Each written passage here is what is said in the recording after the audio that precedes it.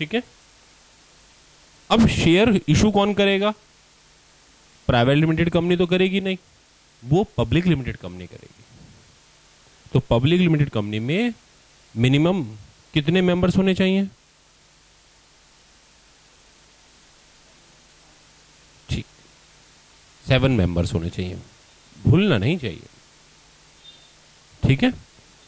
तो 7 आदमी कम से कम उस शेयर कैपिटल को सब्सक्राइब करें, भले ही उनके पास एक एक शेयर ही क्यों ना हो। ठीक है। अब जब शेयर्स इशू होते हैं तो कैसे किए जाते हैं? ठीक है। तो देखिए, जब एक कंपनी की स्टार्टिंग होती है तो हमेशा कंपनी का 2 डॉक्यूमेंट्स, बेसिक डॉक्यूमेंट्स होते हैं उसके, एक मेमोरेंडम ऑफ एसोसिएशन और एक आर्टिकल ऑफ एसोसिएशन बनता है। मेमोरेंडम ऑफ एसोसिएशन और आर्टिकल ऑफ एसोसिएशन। ठीक है। तो जब भी आपको किसी कंपनी के बारे में जानना हो तो आप ये MOA और AOA लेकर पढ़ सकते हैं और उसके बाद कंपनी से कॉन्ट्रैक्ट करें तो अच्छा है। ठीक है। क्योंकि कंपनी एक आर्टिफिशियल पर्सन है और उसकी क्या पावर्स हैं, उसके क्या ऑब्जेक्ट हैं, वो किस बिजनेस में काम करेगी, उसके मेन बिजनेस क्या हैं, ये सब कंपनी का कोई भी रिप्रेजेंटेटिव नहीं बताएगा आपको। ये सब बताएंगे आपको मेमोरेंडम ऑफ एसोसिएशन। ठीक है। तो और कंपनी का अपना जो इंटरनल सर्कल है, एडमिनिस्ट्रेशन है, डायरेक्टर से रिलेटेड रूल्स क्या हैं, शेयर से रिलेटेड रूल्स क्या हैं, ये सब कौन बताएगा? ये सब आर्टिकल ऑफ एसोसिएशन बताएगा। तो इसलिए जब कभी कंपनी से कोई कॉन्ट्रैक्ट किया जाए तो हमेशा इन दोनों डॉक्यूमेंट्स को पढ़ा जाना चाहिए। अब सवाल उठता है, सर ये डॉक्यूमेंट्स आएंगे कहां से? तो देखिए, एक कंपनी का इनकॉर्पोरेशन कहां पर होता है? एक कंपनी का इनकॉर्पोरेशन हमेशा कंपनी रजिस्ट्रार के यहां पर होगा। ठीक है। तो आजकल ऑनलाइन भी मिल जाता है, एक नॉमिनल छोटी सी फीस देने के बाद आपको MOA और AOA मिल सकता है किसी भी कंपनी का। ठीक है। शायद 50 रुपीज चार्ज लेते हैं वो, और इसके अलावा फ्री भी मिल जाता है। आप गूगल पर भी ट्राई करेंगे ना तो आपको बहुत सी कंपनियों के MOA और AOA वैसे ही मिल जाएंगे सर्च करने पर। और अच्छी कंपनीज अपनी वेबसाइट पर अपना MOA और AOA मेंशन करती हैं, रखती हैं, आप वहां से डाउनलोड करके पढ़ सकते हैं। ठीक है। आप किसी भी कंपनी के वहां पर पढ़िए, आपको पता लगेगा। रिलायंस का तो आराम से मिल जाएगा आप लोगों को। ठीक है। तो वहां से पढ़ने पर आप कॉन्ट्रैक्ट करते हैं। जब कंपनी का वो बनाया जाता है तो उसका ऑब्जेक्ट क्या है, वो क्यों बनी है, क्या बिजनेस करेगी, तो उसी के लिए वो कॉन्ट्रैक्ट कर सकती है। अब एक कंपनी, मान लीजिए कंपनी का क्लॉथ के बिजनेस के लिए बनी है, तो उसके लिए जो क्लॉथ मैन्युफैक्चरिंग इंडस्ट्रीज हैं या क्लॉथ ट्रेडिंग इंडस्ट्रीज हैं वो, और उसकी हेल्प करने के लिए जो साथ में अदर बिजनेस एरिया एक्टिविटीज होती हैं, आप उन्हीं में तो उसके साथ कॉन्ट्रैक्ट कर सकते हैं। सही है। और अगर वो कंपनी किसी और एक्टिविटी एरिया में, किसी और दूसरे सेगमेंट बिजनेस में बिजनेस कर रही है तो आप खुद जिम्मेदार हैं, क्योंकि MOA में तो ये नहीं लिखा उसका ऑब्जेक्ट। तो कोई भी MOA आपको कंपनी के बारे में इंफॉर्मेशन देता है। अब कई बार मन में ये आता है कि अगर कोई भी कंपनी है तो वो जितना चाहे मनमर्जी से मार्केट में शेयर इशू करके पैसा पा लेगी, तो नहीं। जब आप इनकॉर्पोरेशन होता है तब आप अपनी मैक्सिमम कैपिटल मेंशन करते हैं और वो कंपनी रजिस्ट्रार को लिखकर बताते हैं। तो आप जब कंपनी को बताते हैं, कंपनी रजिस्ट्रार को ये सब बातें बताते हैं, तो वो आपने कैपिटल क्या कर दी, लिख दी। वहां लिख दी तो उसे क्या बोल दिया, रजिस्टर्ड कर दी। इसीलिए वो मैक्सिमम कैपिटल को रजिस्टर्ड शेयर कैपिटल कहते हैं। अब कोई ये पूछे कि रजिस्टर्ड शेयर कैपिटल को ही रजिस्टर्ड शेयर कैपिटल क्यों कहते हैं या ऑथराइज को रजिस्टर्ड क्यों कहते हैं, तो इसके पीछे सिंपल आंसर है कि because it is that part of capital which is registered under MOA to a company registrar. Since it is registered with the documents, so it is registered share capital, authorise share capital, क्योंकि company registrar ने आपको क्या कर दिया, उसके लिए authorised कर दिया। अब कई बच्चों के मन में माइंड आता है कि जब हम कंपनी बनाएंगे तो हम बहुत सारी ऑथोराइज करवा लेंगे कैपिटल, ठीक है ना। तो ऐसा कुछ नहीं होने वाला, क्योंकि आपको उसके पीछे पेमेंट भी करनी पड़ती है। एक फीस होती है शेयर कैपिटल के बेसिस पर, तो वो आपको पेमेंट करनी पड़ती है, ठीक है। तो आप जितनी ज्यादा कैपिटल रजिस्टर्ड करवाएंगे आपको उतनी ज्यादा पेमेंट करनी पड़ेगी। दूसरी बात, आपकी कैपिटल ऑथराइज कराने से क्या होता है, इशू तो आपने पब्लिक में करना है, पब्लिक नहीं खरीदेगी तो आपका पास कराने का कोई फायदा नहीं है। तो मेन जो काम है वो आपकी अपनी गुडविल है, अपनी गुडविल के बेस पर आप शेयर कैपिटल सब्सक्राइब करवा पाएंगे।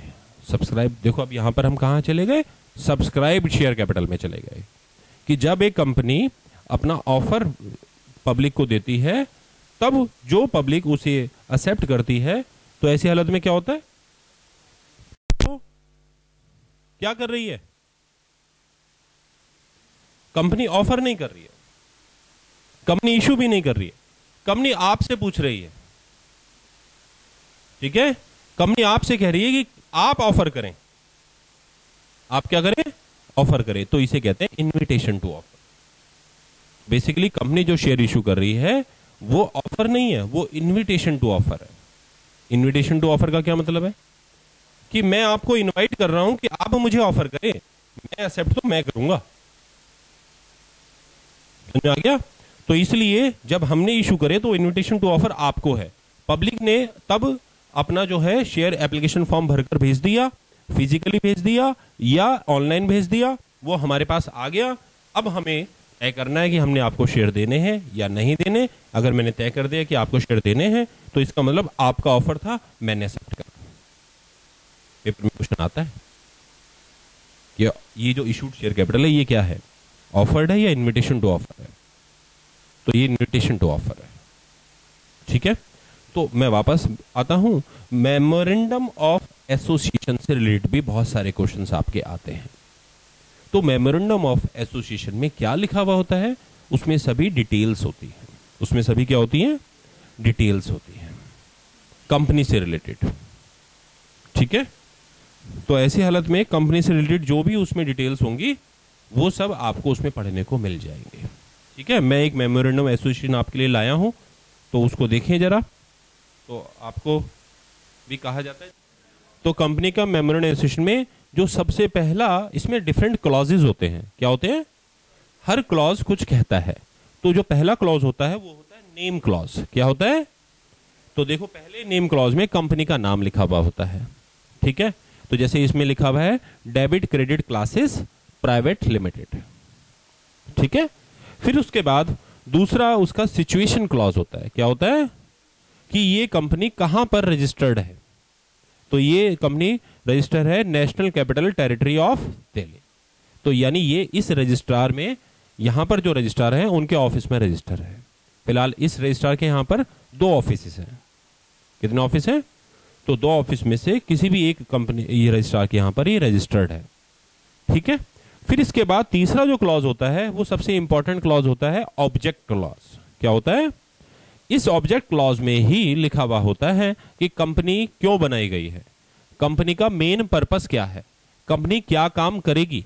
तो इसका मतलब इन्हीं कामों के लिए कंपनी से कॉन्ट्रैक्ट किया जा सकता है, बाकी किसी और काम के लिए नहीं किया जा सकता। तो यहां पर सब आपको ऑब्जेक्ट क्लॉज लिखा हुआ होता है, ठीक है। जैसे इस कंपनी के लिए क्या लिखा हुआ है जरा देखें, सबसे पहले to provide educational series and promotion through classroom programme, satellite classes, online video, audio classes, e learning education, e notes, correspondence courses.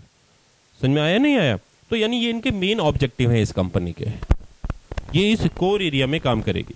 तो इसका जो मेन बिजनेस है वो मेन बिजनेस इसमें डिफाइन होता है, लेकिन कोई भी मेन बिजनेस उसके साथ में जो उसके हेल्पिंग एक्टिविटीज होती हैं उनसे नहीं किया जा सकता, ठीक है। अब ये काम करने के लिए मुझे बिल्डिंग तो परचेज करनी पड़ेगी ना, मुझे मशीनें तो परचेज करनी पड़ेगी ना, तो वो जो है इसका क्या हो गया, हेल्पिंग ऑब्जेक्ट हो गया। क्या हो गया, तो ऑब्जेक्ट जो है यहाँ पर 2 हिस्सों में बन जाएगा, एक मेन ऑब्जेक्ट और एक हेल्पिंग ऑब्जेक्ट, एंसिलरी ऑब्जेक्ट के नाम से वहां पर लिखा हुआ होगा, ठीक है। आइए देखते हैं, द ऑब्जेक्ट इंसिडेंटल और ancillary to the attainment of the main object. Main object को पाने के लिए ये सारे ऑब्जेक्ट कंपनी को दे दिए गए। ठीक है जी, अब ये सारे ऑब्जेक्ट इनको दे दिए गए हैं और इसके अलावा कोई अदर ऑब्जेक्ट्स आपने मेंशन करने हो तो बाकी अदर ऑब्जेक्ट आप यहां पर मेंशन कर सकते हैं। इसके बाद जो आप ऑब्जेक्ट मेंशन करने आप उतने करते जाइए। उसके बाद क्या वो आ गया लायबिलिटी क्लॉज। क्या आ गया? Liability clause. लायबिलिटी क्लॉज में ये आ गया कि कंपनी क्या है, लिमिटेड लायबिलिटी है, अनलिमिटेड लायबिलिटी है। ठीक है, तो यहां पर लिखा मेंबर इज लिमिटेड, यानी प्राइवेट लिमिटेड कंपनी है। क्या है? हाँ, या पब्लिक लिमिटेड है। ठीक है, तो ये यहां पर लायबिलिटी क्लॉज में मेंशन होता है। फिर इसके बाद आता है कैपिटल क्लॉज। क्या आ जाता है? यहां पर कैपिटल क्लॉज है कि जो कंपनी की ऑथराइज शेयर कैपिटल है वो कितनी है। समझ में आ गया? इसके बाद क्या आ गया? ये कैपिटल क्लॉज आ गया। और कैपिटल क्लॉज में किस किस ने कैपिटल सब्सक्राइब करी है उनकी डिटेल्स आ जाती हैं, जो सब्सक्राइबर्स माने जाते हैं। समझ में आ गया आप लोगों को? क्लियर हो गया? तो इस तरीके से किसी भी कंपनी का मेमोरेंडम एसोसिएशन से आप कंपनी के बारे में जान सकते हैं। ये क्या होता है? ये पब्लिक डॉक्यूमेंट्स है, याद रखिएगा। किसी भी कंपनी का पब्लिक डॉक्यूमेंट्स कोई भी पब्लिक ले सकता है क्योंकि वो कंपनी रजिस्ट्रार के यहाँ पर सबमिट है। इसका मतलब बाकी इंफॉर्मेशन आप वहाँ पर ले सकते हैं। बाकी इंफॉर्मेशन में ज़्यादा से ज़्यादा आप जो फाइनेंशियल स्टेटमेंट्स की इंफॉर्मेशन है वो ले सकते हैं क्योंकि वो भी अपने आप में एक पब्लिक डॉक्यूमेंट्स माने जाते हैं। इसीलिए सभी कंपनी उसे पब्लिश करती हैं साल के लास्ट में। ठीक है जी, तो आइए अब हम स्टार्ट करते हैं। अब बेसिक जर्नल नॉलेज बनाने के बाद अब कंपनी में हम वापस जाते हैं और शुरू करते हैं। ठीक है, तो अब आपने देखा कि सबसे पहले कंपनी रजिस्टर्ड कैसे होती है। आपको मैंने थोड़ा सा बेसिक बताया। ये सब आईपीसीसी का सारा लॉ है। मैं आपको बताऊं, आईपीसीसी में आप यही पढ़ते हैं, यही पढ़ाया जाता है। तो उसके बाद जब आप एक बार कंपनी रजिस्टर्ड हो गई, फिर उसके बाद आप कैपिटल चाहते हैं कि वो सब्सक्राइब हो जाए, तो आप क्या करेंगे? आप शेयर इशू करेंगे। क्या करेंगे? शेयर इशू करेंगे। और शेयर इशू करने के बाद अब आपके पास दो चॉइस हैं कि शेयर इशू किस में करें। शेयर इशू अपने जानकार लोगों में करें या अनजान लोगों में करें, यानी पब्लिक में करें। तो अगर आपने शेयर इशू करा है अपने जानकार नोन लोगों में, तो डिपेंड करता है कितने लोगों में करा है। अगर आपने 50 से कम लोगों में करा है, 50 या 50 से कम लोगों में करा है, तो उसे प्राइवेट प्लेसमेंट कहेंगे। क्या कहेंगे उसे? और अगर 50 से ज्यादा लोगों में करा है तो उसे पब्लिक इशू कहेंगे। क्या कहेंगे? पब्लिक इशू कहेंगे। ठीक है, ये बात ध्यान में रखनी। ठीक है, पता नहीं 12th में आपको ये बताया गया था, नहीं बताया गया था। तो पब्लिक इशू और प्राइवेट इशू में बेसिक डिफरेंस ये होता है। ठीक है, 50 से कम लोगों को कितना हो गया? प्राइवेट प्लेसमेंट ऑफ शेयर्स, और 50 से ज्यादा में पब्लिक इशू। सही है? ऐसा क्यों है इसका लॉजिक भी बता देता हूं। आप ये बताइए, प्राइवेट लिमिटेड कंपनी में मैक्सिमम कितने शेयर मेंबर्स होते हैं? आ गए ना समझ में? इसलिए तो ये याद रखने का एक तरीका बताया मैंने आपको। अब इसके बाद जब एक कंपनी अपने शेयर इशू करेगी तो जितना वो शेयर मार्केट में इशू करना चाहती है वो पब्लिक इंफॉर्मेशन के द्वारा सब लोगों को बता देती है। न्यूज़पेपर में छाप दिया, नेट पर बता दिया, ब्रोकर्स के यहाँ पर न्यूज़ डाल दी। ठीक है, तो ये पब्लिक इन्फॉर्मेशन के द्वारा बता दिया गया। तो ये क्या हो गया? शेयर इशू करने का उन्होंने अनाउंसमेंट कर दिया। ये तो जितना शेयर इशू करना है वो इशूड शेयर कैपिटल की इंफॉर्मेशन हो गई। क्या हो गई? ठीक, सही है। ये स्टेप हो गया इशूड शेयर कैपिटल का। क्या हो गया? और उसके बाद जितना कंपनी ने पब्लिक का रिस्पांस आने के बाद एक्सेप्ट करा वो क्या हो गया? Subscribed share capital. क्या हो गया? Subscribed share capital. ठीक है, उसके बाद कंपनी पैसा मांगेगी। अभी तो एप्लीकेशन का पैसा आया है ना, तो अगर बैलेंस पैसा है तो बैलेंस मांगेगी। देखो मैं मानता हुआ चल रहा हूं कि आप थोड़ा बेसिक लेकर आए हुए। तो फिर उसके बाद या अगर सारा पैसा भी एप्लीकेशन पर ले लिया गया है तो वो तो एप्लीकेशन का है ना, तो अगर कंपनी ने सारा पैसा उसे ही माना है तो भी ये माना जाएगा कि सारा पैसा मांग लिया गया है। तो कॉलिंग अमाउंट जो है वो उसको बोलते हैं कॉल्ड अप अमाउंट। क्या बोलते हैं? मान लीजिए एक शेयर का प्राइस है 10 रुपए। कितना प्राइस है? और 10 रुपए में कंपनी ने पूरे 10 रुपए मांग लिए, तो इसे क्या कहेंगे? Fully called up. क्या कहेंगे इसे? Fully called up. और अगर कंपनी ने ये सोचा है कि अभी 8 रुपए मांगेंगे और 2 रुपए अभी नहीं मांगेंगे, और उसने ये सोचा है कि उसे लास्ट में मांगा जाएगा, अभी कोई जरूरत ही नहीं है, तो ऐसी हालत में कंपनी ने कितने मांगे? 8 रुपए। और कितने नहीं मांगे? तो जो 2 रुपीज अभी कॉल नहीं करें उसे क्या बोलेंगे हम? अनकॉल्ड। अगर कंपनी इस इंटेंशन में है कि वो विद इन अ ईयर मांग लिए जाएंगे तो ठीक है, पर अगर कंपनी इस इंटेंशन में नहीं है तो फिर ऐसी हालत में वो क्या हो जाएगी? वो अनकॉल्ड कैपिटल जो कंपनी ने बिल्कुल लास्ट में पोस्टपोन कर दिया है, तो उसे बोलते हैं रिजर्व कैपिटल। क्या बोलते हैं? रिजर्व कैपिटल का मतलब, अब रिजर्व कैपिटल कब मांगी जा सकती है? पेपर में क्वेश्चन आएगा तो आप कहेंगे eight the time of liquidation. Eight the time of liquidation के समय पर रिजर्व कैपिटल कंपनी मांग सकती है। और जो कंपनी ने शुरू में मांगा उसे क्या कहेंगे हम? Called up capital. क्या कहेंगे? तो called up share capital. Called up share capital company दो तरीके की होगी फुल्ली कॉल्ड अप में। Number 1 authorised share capital. Authorised share capital, हाँ जी, इसे नॉमिनल शेयर कैपिटल भी कहते हैं, इसे रजिस्टर्ड शेयर कैपिटल भी कहते हैं। ठीक है, authorised share capital, nominal share capital, registered share capital, ये सब एक ही शेयर कैपिटल के नाम है जो एमओए में रजिस्टर्ड कर रखा है। अब क्वेश्चन ये होता है कि इसे नॉमिनल शेयर कैपिटल क्यों कहते हैं? तो इसका जवाब है क्योंकि ना तो ये प्रीमियम पर है ना ये डिस्काउंट पर है, इसलिए ये नॉमिनल है। नॉमिनल का मतलब नॉर्मल, जो रजिस्ट्रार के यहां पर रजिस्टर्ड है तो वो नॉमिनल है। अब अगर आपको लगता है कि ये मार्केट में ज्यादा पर बिक जाएगा तो आप इसे प्रीमियम पर इशू करते हैं, ठीक है, और आपने कोशिश करी नहीं बिक पाया तो नेक्स्ट एफर्ट में आप क्या करते हैं? डिस्काउंट पर है। ठीक है, अब यहां पर ध्यान रखिए कि प्रीमियम के लिए रूल क्या है?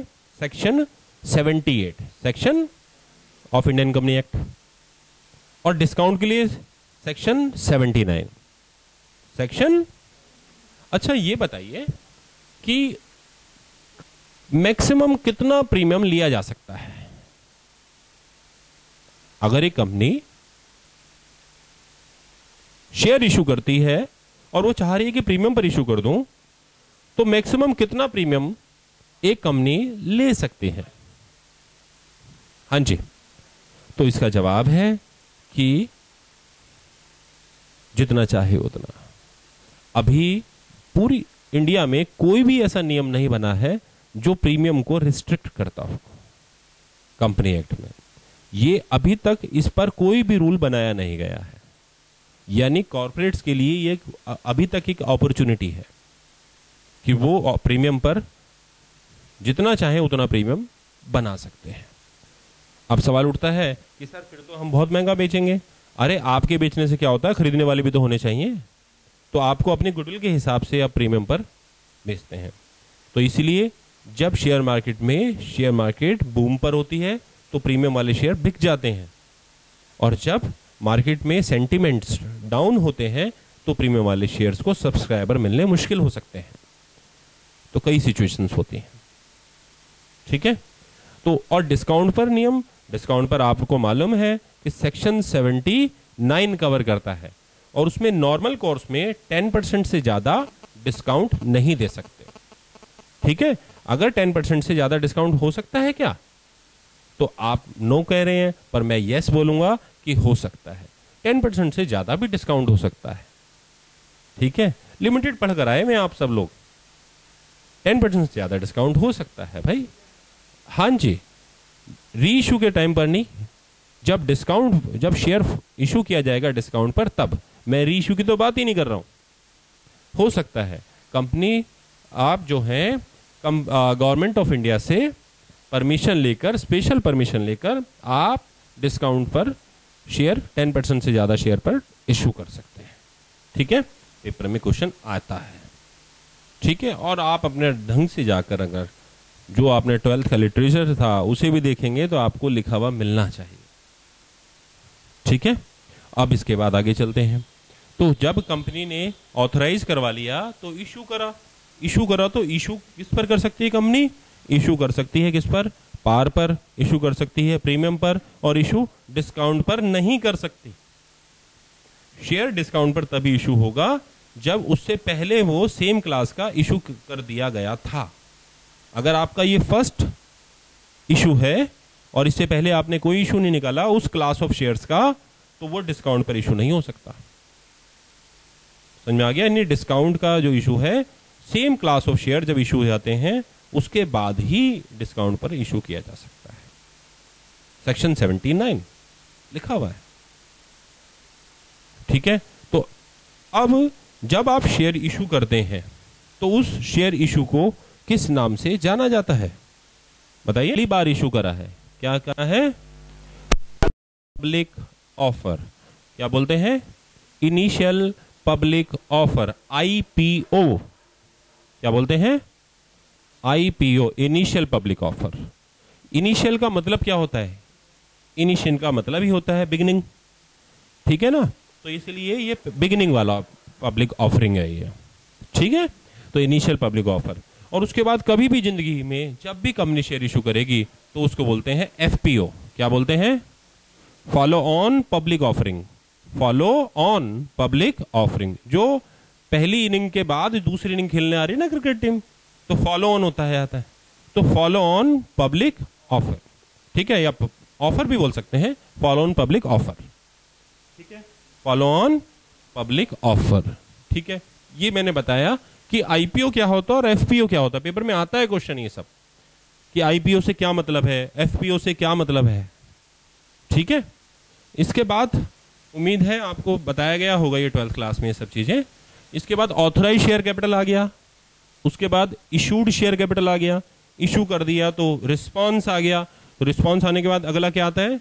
Subscribe share capital. सब कुछ नोन है, मैं इसलिए इसे ऐसे शॉर्टकट्स में लिख रहा हूं, आप सब जानते हैं, 12th क्लास से निकल कर आए हुए हैं। अदरवाइज मटेरियल सेक्शन में, जो थ्योरेटिकल सेक्शन में, ठीक है ना, इस चैप्टर से रिलेटेड मटेरियल मैंने सारा बनाया हुआ है, आप वहां से डाउनलोड करेंगे तो वहां सब मेंशन्ड है। ठीक है, तो subscribed share capital, subscribed share capital. तो सब्सक्राइब शेयर कैपिटल जो इशूड के बदले में मेरे को रिस्पांस मिला है पब्लिक से, वो क्या है? सब्सक्राइब शेयर कैपिटल है। और उसके बाद फिर मैं उनसे क्या कहूंगा जी? मैं कहूंगा पैसे दीजिए, तो वो क्या हो गया? जो मांगा उसे क्या कहेंगे हम? उसे कहेंगे कॉल्ड अप शेयर कैपिटल। क्या आप कहेंगे हम? कॉल्ड अप शेयर कैपिटल, जो पैसा उनसे मांगा गया है। ठीक है, ये फुली कॉल्ड अप भी हो सकता है और पार्शली कॉल्ड अप भी हो सकता है। ठीक है, समझ में आ गया? पार्शली या पार्टली एक ही बात है, डिक्शनरी मीनिंग में सेम मिलेगा आप लोगों को। ठीक है, इसके बाद जब उनकी जो पेमेंट आएगी वो क्या होगा? Paid up share capital. वो क्या आएगा? पेड अप शेयर कैपिटल, जो बदले में पेमेंट आ जाती है। ठीक है, क्या पेड अप शेयर कैपिटल मांगने वाली कैपिटल से कम हो सकती है? हो सकती है। तो ऐसी हालत में उसे क्या बोलेंगे? उस डिफरेंस को, जो पैसा नहीं आया, तो कॉल्स इन एरियर्स वो है जो मांगने के बाद भी ना मिले। क्या ज्यादा हो सकता है? हो सकता है।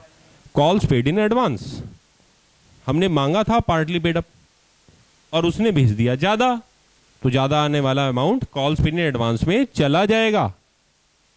ठीक है जी, क्लियर हो गया? ठीक, तो ये थे types of share capital.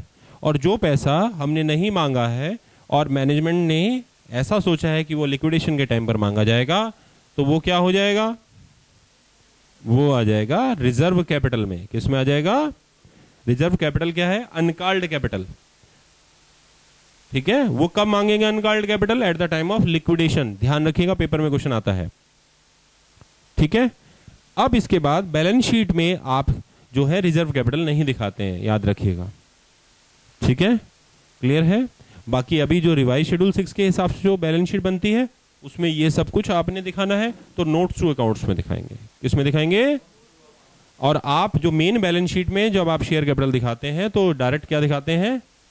Paid up capital का जो एक्चुअल अमाउंट आपको मिला है आप वो दिखाएंगे। ठीक है, ये बात करेक्ट हो गया। अब इसके बाद यहां पर अभी अभी हमने पढ़ा टाइप्स ऑफ शेयर कैपिटल जो पेपर में आता है। अब एक कंपनी ने शेयर इशू करा, एक कंपनी ने शेयर इशू कर दिया, तो अब सवाल है कि मान लीजिए शेयर इशू किए गए हैं, इशूड जो शेयर्स हैं वो हैं 1,00,000 शेयर्स। ठीक है,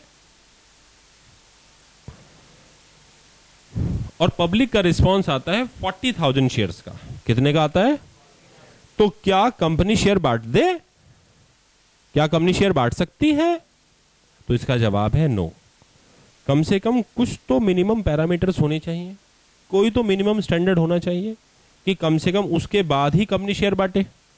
तो वो मिनिमम पैरामीटर्स कि जितना सब्सक्राइब्ड हो जाए उसके बाद ही शेयर्स अलॉट किए जा सकते हैं, उसे कहते हैं मिनिमम सब्सक्रिप्शन। क्या कहते हैं उसे? Minimum subscription. तो यानी नेक्स्ट जो आ गया वो आ गया मिनिमम सब्सक्रिप्शन। तो मिनिमम सब्सक्रिप्शन क्या है जी?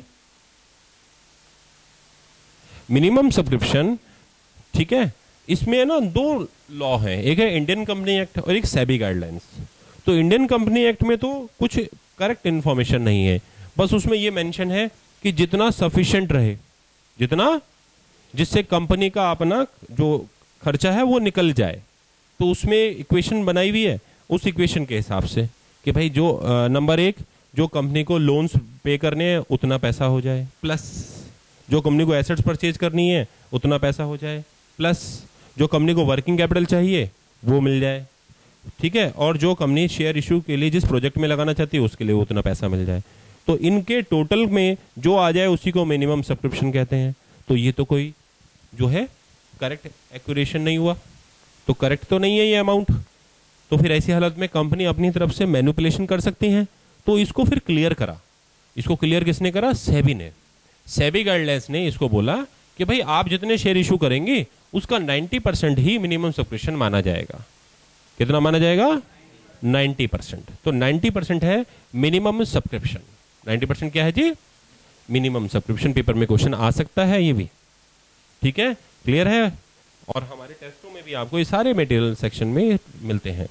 मैं क्वेश्चन बैंक कैसे बनाता हूँ, मैं इतने समय से जब पढ़ाता हूँ तो हर पेपर के बाद, चाहे कोई भी स्टैंडर्ड का मैं टीचिंग कर रहा हूँ, उन सब स्टूडेंट्स को पेपर के बाद बुलाता हूँ और सबसे उनकी ओपिनियन लेता हूँ, और ओपिनियन लेकर सबसे उनसे क्वेश्चन पेपर लिखवा लेता हूँ।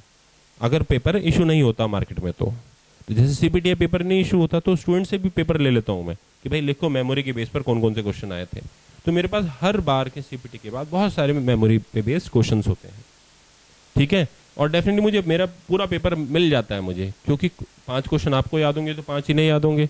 तो सभी स्टूडेंट्स को बुलाया तो सारा क्वेश्चन पेपर मेरे को पता लग जाता है, और फिर मैं उसे अपने क्वेश्चन बैंक में शामिल कर लेता हूँ, और वही मैं अपने टेस्टों में और अपने मटेरियल सेक्शन में सब बना देता हूँ और आप लोगों से टेस्ट लेता हूँ।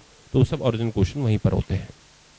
ठीक है, तो आपको उस पर सीरियसली स्टडी करना चाहिए। अगर आपको उसमें कोई दिक्कत है तो आपको उसे घर पर जाकर उस बुक से लेकर उसको नॉलेज को पूरा करना चाहिए, रिपेयरिंग वर्क करनी चाहिए अपनी स्टडीज़ में। ठीक है, आप ये ना सोचें कि आपके प्रैक्टिकल हमने बहुत सारे क्वेश्चंस बना दिए हैं, चलो कुछ नहीं करेंगे तो चलेगा, नहीं, चलने वाला बात नहीं है। अच्छे से उसमें मास्टरी लेनी है हमने। ठीक, तो मिनिमम सब्सक्रिप्शन का क्लॉज अब आपको समझ में आ गया, करेक्ट हो गया। अब इसके बाद जब एक कंपनी ने शेयर इशू करा, तो शेयर इशू करा तो मान लीजिए जो शेयर की प्राइस है वो 10 रुपये है। कितनी है? 10 रुपये है। तो ऐसी हालत में जो शेयर का प्राइस है 10 रुपये, अब कंपनी ने अगर इकट्ठा मांगा है तो इसे बोलेंगे लमसम इशू। क्या मांगेंगे? लमसम इशू, यानी कंपनी ने सारे पैसे एक साथ मांग लिए। और अगर कंपनी ने इंस्टॉलमेंट में मांगा है तो ऐसे हो जाएगा, मान लीजिए। अच्छा, ये हो गया, यहां पर कंप्लीट हो गया। ठीक है, करेक्ट। तो ये हो गया इंस्टॉलमेंट पर इशू। क्या हो गया? इंस्टॉलमेंट पर इशू। क्लियर हो गया ये बात? अब जो पहला वाला पार्ट होता है वो एप्लीकेशन मनी, और दूसरा वाला और बाकी सभी क्या कहलाती हैं? कॉल्स कहलाती हैं। मैक्सिमम जो कॉल्स होती हैं वो सिर्फ 3 ही हो सकती हैं, 4 नहीं हो सकती, ये बात याद रखिएगा। समझ में आ गया? और मिनिमम जो कॉल्स हैं उनमें 1 महीने का इंटरवल जरूरी है as per company act. As per company कितना इंटरवल जरूरी है? और सारी कॉल्स जितनी भी हैं वो 1 साल के अंदर इकट्ठा करना जरूरी है। इसका मतलब जो नहीं मांगा वो ऑटोमेटिकली रिजर्व कैपिटल में चला गया। समझ में आ गया आप लोगों को? ये रूल्स होते हैं। ये जो कुछ भी मैंने बताया पेपर में आएगा कि नंबर ऑफ कॉल्स मैक्सिमम कितनी हो सकती हैं, इंटरवल्स कॉल्स में कितने हो सकते हैं, ठीक है, कॉल्स कितने टाइम में कलेक्ट करने का प्रोविजन है, ठीक है, ये सब। अब ये जो एप्लीकेशन मनी है ये 3 रुपए, क्या मैं इसे 1 रुपया लिख लूं या ऐसा करता हूं 25 पैसे ले लूं पब्लिक से? इसका भी कुछ मिनिमम होना चाहिए ना। तो एज पर कंपनी एक्ट जो एप्लीकेशन मनी है, क्या है? एप्लीकेशन मनी है। एज पर कंपनी एक्ट वो कितना होना चाहिए? एज पर कंपनी एक्ट कितना होना चाहिए बताओ?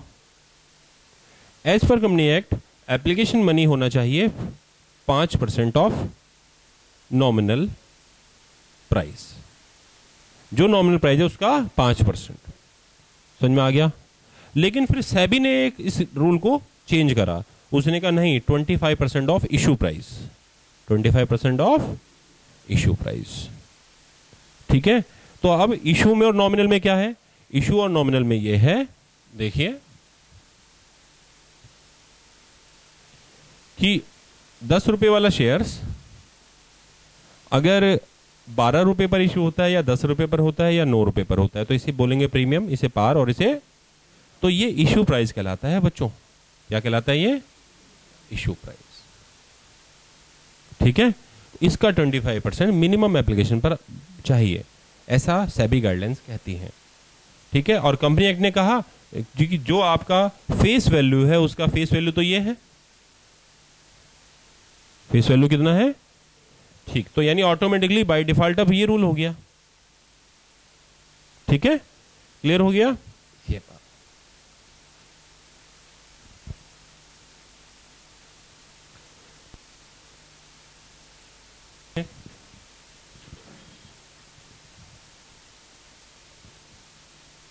तो मैं ये बता रहा था कि 10 रुपए का जो शेयर है उस पर सबसे पहले जो मांगा जाएगा उसे क्या कहेंगे हम? Application money. फिर उसके बाद अलॉटमेंट, फिर उसके बाद कॉल्स, और कॉल्स मैक्सिमम कितनी हो सकती हैं? 3, और तीनों के बीच में इंटरवल्स कितना हो सकता है? 1 मंथ का इसका बीच में इंटरवल हो सकता है। ठीक है, मिनिमम होता है, आप उसे ज़्यादा रखना चाहो रख सकते हो, पर विदिन 1 ईयर सारी कॉल्स रिकवर कर लेनी चाहिए, अदरवाइज वो कहाँ चली जाएंगी? रिजर्व कैपिटल में चले जाएंगे। कहाँ चली जाएंगी? मैं लिख लेता हूँ, कहाँ चली जाएंगी? Reserve capital. एक टर्म और होती है उसे बोलते हैं कैपिटल रिजर्व। क्या बोलते हैं? तो यानी अब तो इसमें डिफरेंस आ गया, क्या है बाद में बात करेंगे, पहले इस सेक्शन को खत्म कर ले। तो एप्लीकेशन मनी मिनिमम कितनी होनी चाहिए? तो कंपनी एक्ट 1956 उसने कहा जी 5% ऑफ नॉमिनल वैल्यू। तो शेयर ये 10 रुपए नॉमिनल वैल्यू है तो इसका 5%। ठीक है ना, बाद में सेबी ने और फिर कंपनी एक्ट ने 2003 में फिर रूल बनाया कि भाई 25% ऑफ इशू प्राइस, 25% ऑफ। और इशू क्या है? इशू किसे कहते हैं? देखिए 10 रुपए का शेयर आप 10 वाला 12 में भी इशू कर सकते हैं, 10 वाला 10 में भी, और 10 वाला 8 में भी। तो इसे बोलते हैं प्रीमियम, इसे डिस्काउंट, सॉरी इसे पार, इसे डिस्काउंट। ठीक है जी। तो ये जो इशू प्राइस है और ये क्या है? नॉमिनल या फेस वैल्यू, नॉमिनल या फेस वैल्यू है। सही है, क्लियर हो गया? तो इस तरीके से इसे ध्यान रखा जाता है। ठीक है। अब देखिए, मिनिमम सब्सक्रिप्शन की बात हुई है, तो इसका उल्टा सोचते हैं, मैक्सिमम सब्सक्रिप्शन। मैक्सिमम, तो मैक्सिमम सब्सक्रिप्शन भी कुछ होता है? नहीं जी, ये तो अच्छी बात है ना कि जब एक कंपनी ने अपने शेयर इशू करे तो पब्लिक का जो ऑफर आ रहा है वो जितना मैक्सिमम हो जाए उतना अच्छा है। तो हम उस फ्लो को रोक नहीं सकते, हम उस फ्लो को रोक नहीं सकते भाई। तो ऐसी हालत में मैक्सिमम सब्सक्रिप्शन तो कुछ भी हो सकता है, लेकिन हम मैक्सिमम सब्सक्रिप्शन में से जो एक्सेप्ट करेंगे वो कितना कर सकते हैं? वो कर सकते हैं अप टू इशूड। जितना हमने इशू करा है उतना ही हम एक्सेप्ट कर सकते हैं, उससे ज्यादा हम एक्सेप्ट नहीं कर सकते। तो इसीलिए, लेकिन आप ये कह सकते हैं कि जो सब्सक्रिप्शन है वो फिर तीन तरीके का हो गया। एक हो गया ओवर सब्सक्रिप्शन, एक पार सब्सक्रिप्शन और एक अंडर सब्सक्रिप्शन। ठीक है जी। तो जो ओवर सब्सक्रिप्शन का मतलब क्या है? ओवर सब्सक्रिप्शन का मतलब है, बताइए। ओवर सब्सक्रिप्शन का मतलब है कि इशूड शेयर कैपिटल और सब्सक्राइब शेयर कैपिटल। तो जब subscribe share capital issued share capital से क्या हो जाए? ज्यादा हो जाए। और पार में ये दोनों कैसे रहें, और अंडर में इशूड शेयर कैपिटल क्या है और सब्सक्राइब शेयर कैपिटल क्या हो गई? कम हो गई। तो ये सिचुएशन क्रिएट हो जाती है। समझ में आ गया आप लोगों को? ये ध्यान में रखने वाली बातें हैं। अब ओवर सब्सक्रिप्शन में अगर मेरे पास शेयर ज्यादा आ गए तो मैं उनका क्या करूंगा, बताइए। हाँ जी, देखिए स्टूडेंट्स, अगर शेयर इशू करे हैं मैंने 10 रुपए वाला 10 में, ठीक है, एग्जांपल के तौर पर पूरे एक्सरसाइज में ले रहा हूं मैं 10 रुपए, वो 25 रुपए भी हो सकता है, 100 रुपए भी हो सकता है। तो अगर शेयर 10 वाला 10 में इशू करा है तो इसे बोलेंगे लमसम इशू। क्या बोलेंगे? तो आप ओवर सब्सक्रिप्शन में फालतू पैसा लौटाना पड़ेगा, फालतू पैसा लौटाना पड़ेगा, आप उसे अपने पास नहीं रख सकते, ठीक है। पर अगर आपने इंस्टॉलमेंट में करा है तो ऐसी हालत में जैसे पहला एप्लीकेशन होगा, फिर अलॉटमेंट होगा और फिर शायद कॉल्स हो सकती हैं अगर आपने अलॉटमेंट में नहीं मांगी है तो फिर ऐसी हालत में आप फालतू पैसा एडजस्ट कर सकते हैं, ठीक है। मान लीजिए आप हैं, आपने 3 शेयर्स मांगे मुझसे, तो आपने एप्लीकेशन तो 3 के हिसाब से भेजी होगी ना, पर मैंने आपको 2 शेयर दिए, तो 1 शेयर का पैसा मैंने आपको वापस लौटाना चाहिए, मैंने आपको वापस नहीं लौटाया। मैंने क्या कहा? अरे अब तो तुम हमारे शेयर होल्डर हो गए हो, तुम आगे अलॉटमेंट भी तो दोगे, तो ये पैसा मैं तुम्हें नहीं लौटाता, अपने पास ही रख लेता हूं। समझ में आ गया? तो इस पैसे को बाद में एडजस्ट कर लेंगे। तो याद रखिएगा, अगर लमसम इशू है तो पैसा एडजस्ट नहीं हो सकता ओवर सब्सक्रिप्शन में, उसे रिफंड ही करना पड़ेगा। लेकिन अगर इंस्टॉलमेंट इशू है तब एडजस्ट करने की पॉसिबिलिटी है, तब उसे एडजस्ट किया जा सकता है। समझ में आ गया आप लोगों को? ठीक है।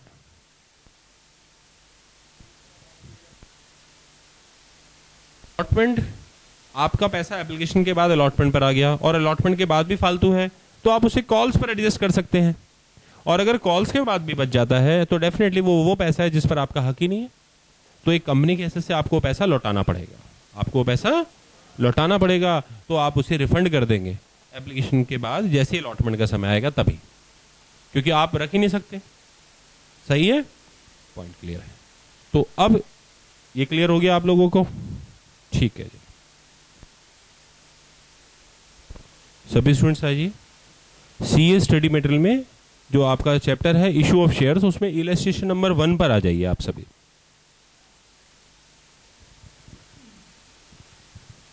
तो देखिए, मैंने आपको इससे पहले वाले चैप्टर में रिवाइज शेड्यूल 6 पढ़ा दिया। तो जो रिवाइज शेड्यूल 6 मैंने पढ़ा दिया था उसमें मैंने आपको बताया था कि एक बैलेंस शीट प्रिपरेशन कैसे होती है, ठीक है। तो इलस्ट्रेशन 1 में आप सॉल्यूशन पर आइए, तो इसमें बैलेंस शीट के बारे में आपको हेडिंग्स पे बता दिया, equity and liability, shareholder funds, उसमें शेयर कैपिटल बता दिया। और फिर एसेट साइड में, क्योंकि कैश करंट एसेट्स होता है, तो करंट एसेट्स की हेडिंग में आपको कैश और कैश इक्विवेलेंट बता दिया गया। अब इनकी डिटेल के लिए वहां पे नोट्स नंबर लिखे हुए होते हैं। क्या लिखे हुए होते हैं? तो नोट्स नंबर में यहां पर 1 और 2 जो लिखा हुआ है ये नोट्स टू अकाउंट्स हो जाएगा। क्या हो जाएगा? और ये नोट्स टू अकाउंट्स नीचे इसकी डिटेल आ जाएगी, नीचे इसकी डिटेल्स आ जाएंगी। डिटेल्स में शेयर कैपिटल की डिटेल आ गई। पहले शेयर कैपिटल में डिटेल में पहले हमने इक्विटी शेयर कैपिटल की डिटेल लिख दी। बाई चांस इस क्वेश्चन में प्रेफरेंस शेयर होता तो वो बाद में जब इक्विटी खत्म हो जाता तो प्रेफरेंस के बारे में बताते। तो पहले किसके बारे में बताया? ऑथराइज के बारे में, फिर किसके बारे में बताया? इशूड के बारे में, और फिर सब्सक्राइब शेयर कैपिटल, और फिर उसके बाद called up and paid up. Called up और पेड अप हम इकट्ठा लिखते हैं हमेशा। तो इसमें ये बता दिया कि 6000 इक्विटी शेयर्स हैं 10 रुपीज के और 9 रुपीज कॉल्ड अप है। उसमें कुछ लोगों ने पैसे नहीं दिए तो कॉल्स इन एरियर्स है, और वो माइनस कर दिया तो 53,000, और इस अमाउंट को ले गए हम मेन बैलेंस शीट में ऊपर। ठीक है, जो प्लस माइनस करना है नोट्स टू अकाउंट्स में करना है। किस में करना है? और इसके बाद cash and cash equivalent working note number 2 यानी नोट्स टू अकाउंट नंबर 2 बनाया, और उसमें हमने अवेलेबल बैलेंस बैंक का दिखा दिया। ठीक है स्टूडेंट्स। अब इसके बाद इसमें जो स्टार्ट होता है वो होता है टाइप ऑफ शेयर्स। क्या होता है? लेकिन मैंने आपसे एक वादा करा था, बताइए क्या वादा किया था? हाँ, कि रिजर्व कैपिटल और कैपिटल रिजर्व में क्या डिफरेंस है। पेपर में आ सकता है भाई बच्चों ये क्वेश्चन। तो क्या डिफरेंस है बताइए जी। डिफरेंस सबसे पहले तो ना बैलेंस शीट की पोजीशन के हिसाब से देखिए। रिजर्व कैपिटल बैलेंस शीट में नहीं दिखाते, और कैपिटल रिजर्व कहां दिखाते हैं बताओ? बताइए, हेडिंग बताइए। हेडिंग हो गई शेयर होल्डर फंड, और सब हेडिंग हो गई रिजर्व एंड सरप्लस, जिसे आप इक्विटी भी कहते हैं शेयर होल्डर फंड्स को। समझ में आ गया? तो ये हेडिंग हो गई और ये सब हेडिंग हो गई। समझ में आ गया? और इसका नेचर, रिजर्व कैपिटल का नेचर क्या है? ये इसका नेचर है कैपिटल। ये पार्ट ऑफ कैपिटल है। क्या है? पार्ट ऑफ कैपिटल है। और कैपिटल रिजर्व क्या है? ये है part of profit. Part of, ये प्रॉफिट का पार्ट है। और कौन से प्रॉफिट का? कैपिटल नेचर का। कौन से नेचर का? कैपिटल नेचर का। ठीक है भाई, मान लीजिए वोडाफोन ने हज को खरीदा और उसे हज जो है बड़े सस्ते दामों में मिल गई। तो जो वोडाफोन ने प्रॉफिट कमाया वो कैपिटल रिजर्व में जाएगा। इसमें जाएगा? कैपिटल रिजर्व में चला जाएगा। ठीक है ना? तो वो बिजनेस प्रॉफिट नहीं है, वो क्या है? वो चूंकि कैपिटल के कारण हुआ है इसलिए वो कैपिटल नेचर हो गया। ठीक है, कि जितनी कैपिटल आपको चुकानी थी आपने उससे कम कैपिटल चुकाई, तो नेचर कैपिटल नेचर हो गया। बिजनेस एक्टिविटी का नेचर नहीं हुआ, रेवेन्यू नेचर नहीं हुआ, इसलिए कैपिटल नेचर और कैपिटल रिजर्व में चला गया। मेन ये दो बेसिक ध्यान में रखिएगा। सही है? याद रहेगा? ठीक है। इसके अलावा और भी सेक्शंस होते हैं, ठीक है, लेकिन अभी सीपीटी लेवल पर इतना ही आप याद रखिए। करेक्ट है? ठीक, उतार लीजिए। अब इसके बाद जो नेक्स्ट सेक्शन है वो है कि आपने देखा कि शेयर्स, जो शेयर कैपिटल तो देख लिया आपने, type of share capital, type of shares, type, तो इसलिए इसे प्रेफरेंस शेयर्स कहते हैं कि इससे पहले इसको प्रेफरेंस दी जाएगी। घर में प्रेफरेंस किसको दी जाती है? छोटे को। कि पहले छोटे को कोई बात नहीं, अरे छोटे को कुछ खिला दे भाई, कोई चीज आई और वो बड़े को और छोटे में दोनों में बांटी नहीं आ सकती, तो बड़े को क्या समझाते हैं? छोटा है, इसे खाने दे, रहने दे तू, यही होता है ना? ठीक, तू तो बड़ा है। तो इसलिए वही बात है, कंपनी का मैनेजमेंट कौन संभालता है? तो मैनेजमेंट ये संभाल रहा है ना, तो इसे इसे इसे ही तो कहा रहा है। हमारा कंपनी एक्ट क्या कह रहा है? कंपनी तुमने संभाली तो तुम्हें प्रॉफिट सबसे लास्ट में मिलेगा। पहले सब लोगों को उनका प्रॉफिट दो, उसके बाद अगर प्रॉफिट बच जाएगा तो तुम्हें मिलेगा। अगर तुमने कंपनी बुरी चलाई होगी तो तुम्हें प्रॉफिट नहीं मिलेगा। समझ में आ गया? इसलिए इतनी अच्छी कंपनी चलाओ, इतनी अच्छी कंपनी चलाओ कि सबके पेट भर जाएं और फिर तुम्हारा भी पेट भर जाए। समझ में आया आप लोगों को? ये बात है, लॉजिक ये है। तो वापस आते हैं इक्विटी शेयर और प्रेफरेंस शेयर्स में जो कुछ डिफरेंसेस हैं। सबसे पहले डिफरेंस जो हो गया, कौन सा हो गया बताइए आप? सबसे पहले राइट ऑफ, बताइए जी, write of dividend. Equity shares पर, इक्विटी शेयर का जो राइट है वो प्रेफरेंस पर कब है, डिविडेंड पर कब है, प्रेफरेंस के बाद। तो ये है आफ्टर प्रेफरेंस शेयर्स, और ये कब है, बिफोर, बिफोर, ठीक है ना, distributing of dividend to equity share capital. समझ में आ गया। इसके अलावा right of redemption, right of equity share देखिए कभी भी रिडम्पशन नहीं होते, ये लिक्विडेशन के टाइम पर ही पैसा वापस होता है। और प्रेफरेंस शेयर्स को राइट ऑफ रिडम्पशन है, जो जैसा इशू के समय पर जितना पीरियड बताया जाएगा उस हिसाब से राइट ऑफ रिडम्पशन उनका होगा। पहली बात सही है। इसके अलावा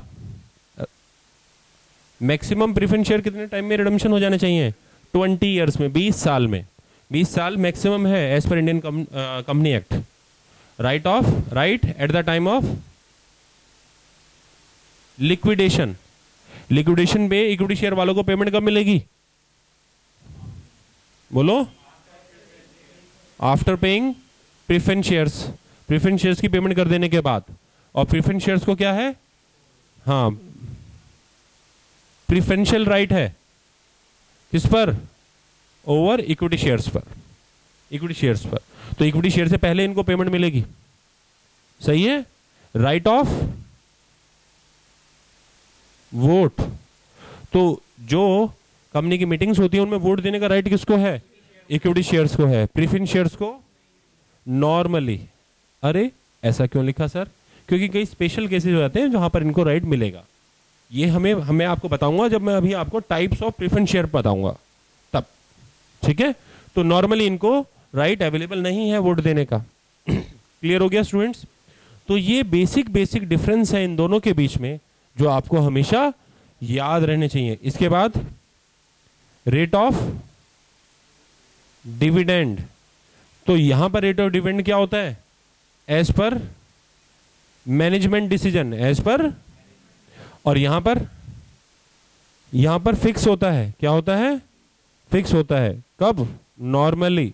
अरे सर जी फिर आपने नॉर्मली लिख दिया, ये क्या मतलब है, मतलब ये है कि नॉर्मल कोर्स में सबका फिक्स है, कुछ एक दो टाइप के स्पेशल टाइप के प्रेफरेंस शेयर्स होते हैं, ठीक है ना, उनमें जो रेट ऑफ डिविडेंड है वो क्या होता है, फ्लक्चुएट करता रहेगा। पार्टिसिपेटिंग प्रेफरेंस शेयर पढ़ाएंगे उसमें समझ में आएगा आपको, ठीक है।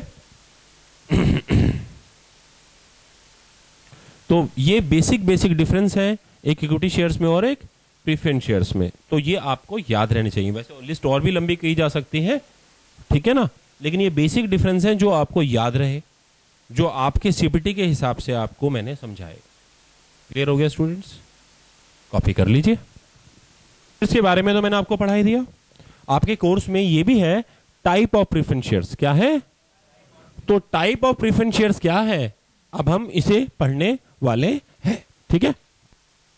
टाइप ऑफ प्रेफरेंस शेयर्स के लिए मैंने आपको कहा था कि अब टाइप ऑफ प्रेफरेंस शेयर पढ़ना पड़ेगा आप लोगों को, तो टाइप ऑफ प्रेफरेंस शेयर की शुरुआत हो गई है, ठीक है। टाइप ऑफ प्रेफरेंस शेयर के बाद आज की क्लास खत्म हो जाएगी, और इसके बाद फिर हम इससे अगली क्लास में अब हम पढ़ेंगे जो भी अकाउंटिंग ट्रीटमेंट है शेयर इशू करने का, ठीक है।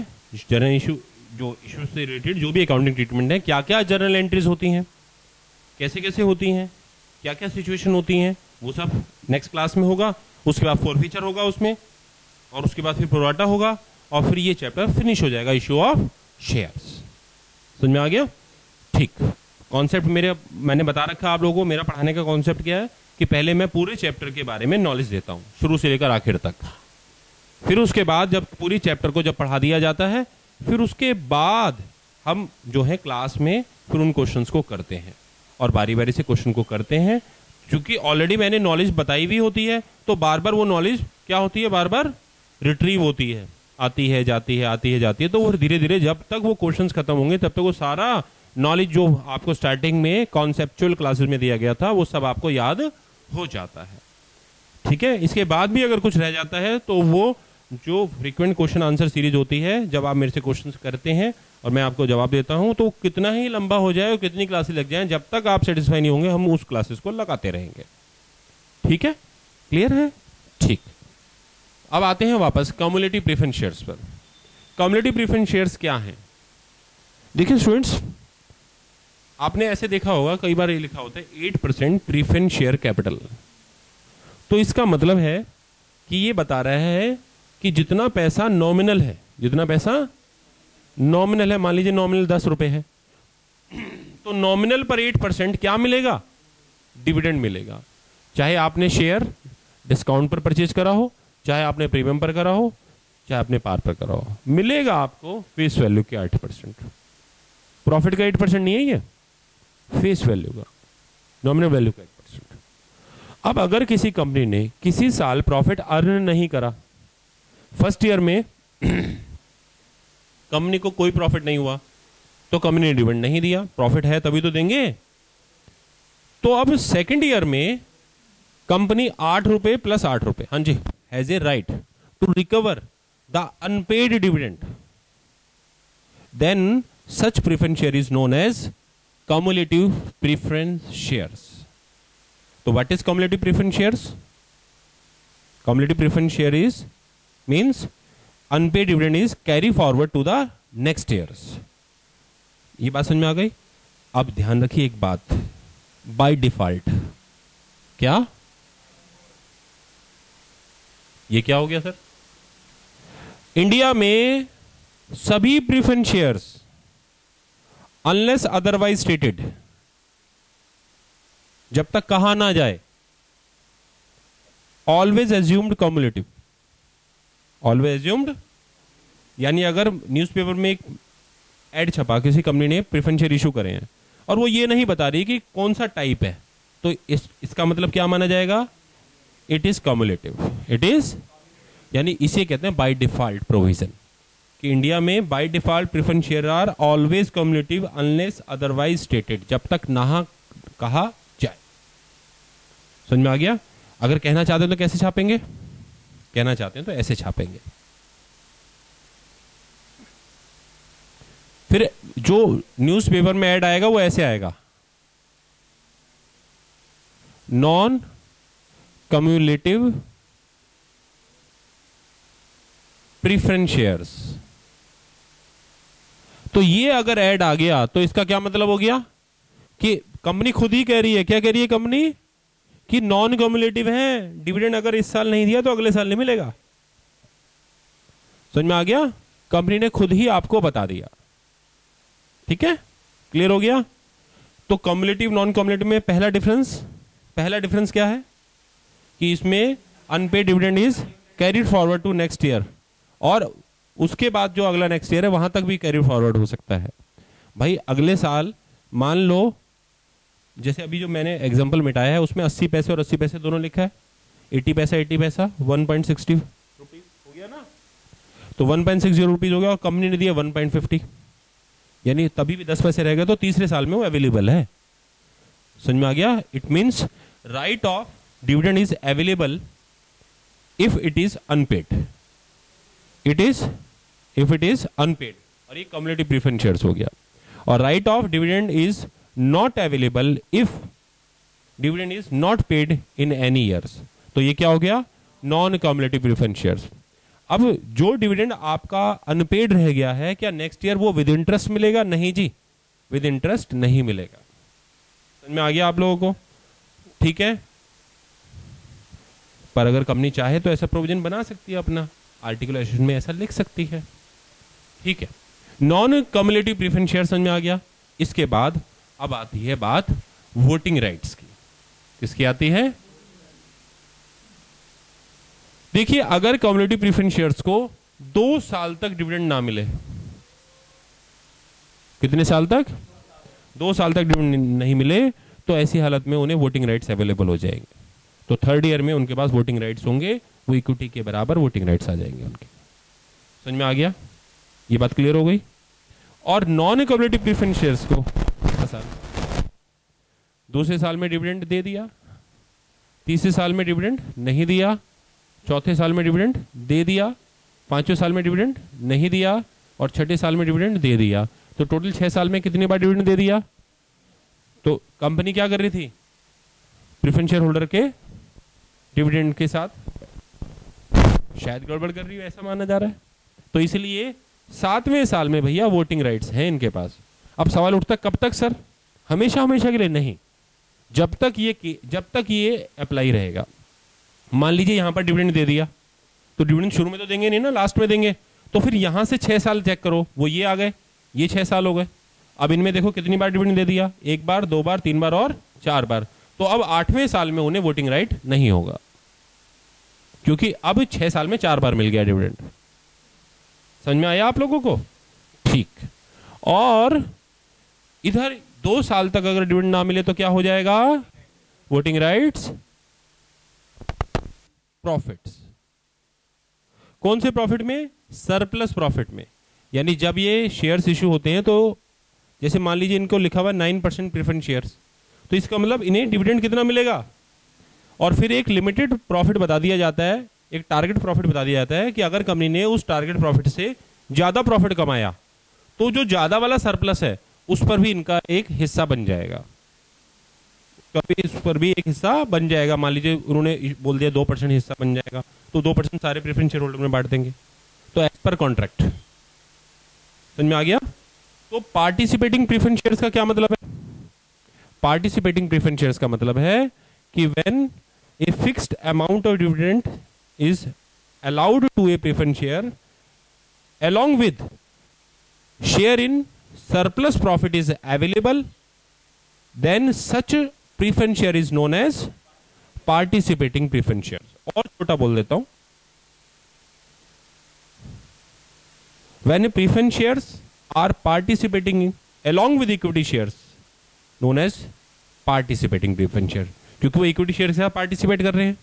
But such participation is available in surplus profit only. ठीक है? What is surplus profit? It is as per document described.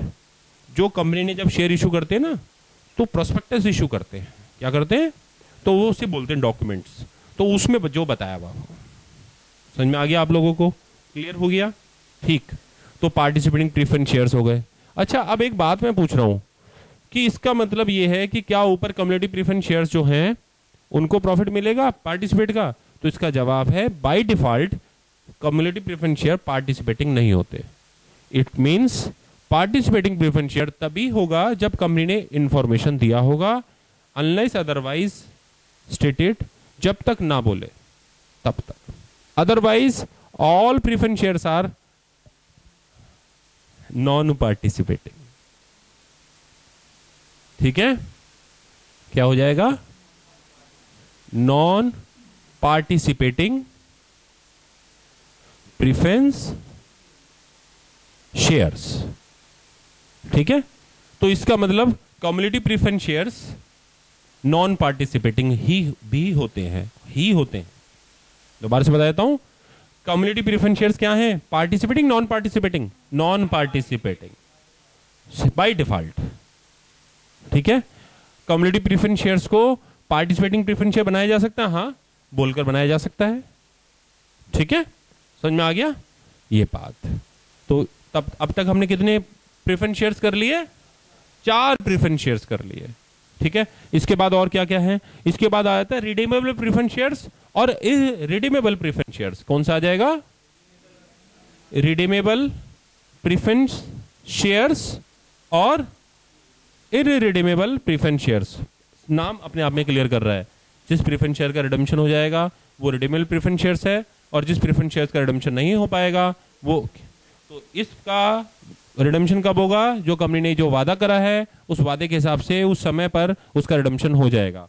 इसका रिडम्पशन कब होएगा? इसका कभी नहीं होगा, सिर्फ लिक्विडेशन के टाइम पर होगा। कब होगा? इसके लिक्विडेशन के टाइम पर, लिक्विडेशन के टाइम पर हो जाएगा इसका। ठीक है जी? क्लियर हो गया? ठीक है। और रिडीमेबल प्रेफरेंस शेयर्स का एज पर, ठीक है, ऑफर, जो ऑफर था उसके हिसाब से। ठीक है? इनविटेशन टू ऑफर जो था। अच्छा, अब इंडिया में कोई भी company irredeemable preference share issue नहीं कर सकती। वो हमेशा कौन से प्रेफरेंस शेयर इशू करेगी? रिडीमेबल। अगर कोई कंपनी मैक्सिमम ज्यादा लंबे समय तक शेयर इशू करना चाहती है प्रेफरेंस शेयर, तो कितना समय तक करेगी? 20 ईयर्स तक। कितने तक? 20 ईयर्स तक करेगी। ठीक ठीक है जी, क्लियर है। और इसके बाद अब बच्चों लास्ट आ रहा है, ठीक है जी, वो है कन्वर्टेबल और नॉन कन्वर्टेबल प्रेफरेंस शेयर्स। देखिए जब रिडम्पशन का टाइम आया, जब रिडम्पशन का टाइम आया तो अब आपकी मर्जी, अब आप जो शेयर के पैसे देंगे, आपने इशू के समय बोल दिया था उन्हें, क्या कह दिया था कि जब पेमेंट होएगी तो आपके ऊपर चॉइस है, आप चाहे तो पेमेंट ले लीजिएगा, चाहे तो उसी के वैल्यू के शेयर्स ले लीजिएगा या उसी वैल्यू के इक्विटी शेयर्स ले लीजिएगा। क्या हुआ कि अगर आपने ये बात रखी थी तो आपने कौन से शेयर इशू करे, कन्वर्टेबल प्रेफरेंस शेयर्स। कौन से करे, कन्वर्टेबल प्रेफरेंस शेयर्स। और अगर आपने ये बात नहीं बोली थी तो कौन से हो गए, non convertible preference shares. By default सारे प्रेफरेंस शेयर्स इंडिया में कौन से होते हैं, नॉन कन्वर्टेबल, यानी कन्वर्टेबल बोलने पर ही होगा। क्या होगा, तो यहां तक क्लियर है सारा, ये फिनिश हो गया है, मैं इसे मिटा रहा हूं। अब जरा बात हो जाए कि बाय डिफॉल्ट के चक्कर में जो हमने कई बातें करी हैं, तो कोई भी जो इंडिया में शेयर्स है, प्रेफरेंस शेयर है जो भी, वो बाय डिफॉल्ट हमेशा क्या माना जाएगा, ठीक है। बाय डिफॉल्ट का मतलब जब तक ना बोले तब तक हम उसे एजम्पशन, जो एजम्पशन है वो क्या माना जाएगा, ठीक है। वो सबसे पहले क्या माना जाएगा, कम्युलेटिव, यानी उसका डिविडेंड ना मिलेगा तो अगले साल कैरी फॉरवर्ड होगा और आपको डबल होकर मिलेगा। दूसरा क्या माना जाएगा, नॉन पार्टिसिपेटिंग,